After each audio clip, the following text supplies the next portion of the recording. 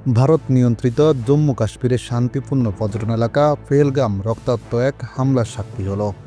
গতকাল ঘটে যাওয়া ভয়াবহ এই হামলায় প্রাণ হারিয়েছে অন্তত ২৬ জন। দেশটির একাধিক সংবাদ মাধ্যম জানান, নিহতদের অধিকাংশই ছিলেন কাশ্মীরের বাইরের পর্যটক। এই ঘটনায় দেশজুড়ে নেমে এসেছে শোক আর আতঙ্ক।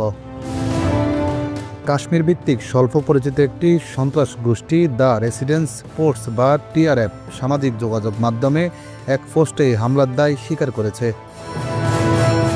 তারা বলছেন, যারা আমাদের টার্গেট ছিল তারা সাধারণ পর্যটক নন, তারা ছিল ভারতের নিরাপত্তা বাহিনীর সঙ্গে সংশ্লিষ্ট গোপন সংস্থার সদস্য।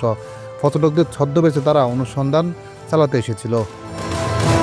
হামলার পর টিআরএফ আরও একটি হুমকি দিয়ে বলেছে, এটি নয়াদিল্লির জন্য একটি সতর্কবার্তা, শুধু তাদের জন্য নয়, তাদেরও জন্য যারা এই নীতিকে সমর্থন করে।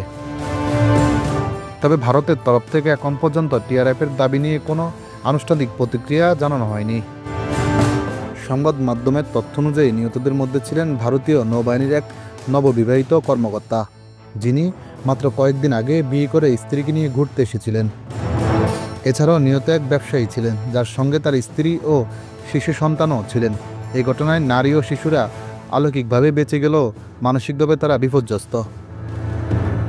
নিহতদের মধ্যে শুধু একজন ছিলেন স্থানীয়, যিনি ঘোড়ার পিঠে পর্যটকদের ঘোরানোকে পেশা হিসাবে নিয়েছিলেন। এই হামলা কেবল একটি সন্ত্রাসী ঘটনা নয়, বরং এটি কাশ্মীরে স্বাভাবিক জীবনে ফেরার প্রক্রিয়ার উপর বড় এক আঘাত। কাশ্মীরে আবার রক্ত ঝরল। শান্তির পথ কি আগামীতেও বন্ধ থাকবে? এই প্রশ্ন রেখে আপনাদের কাছ থেকে বিদায় নিচ্ছি।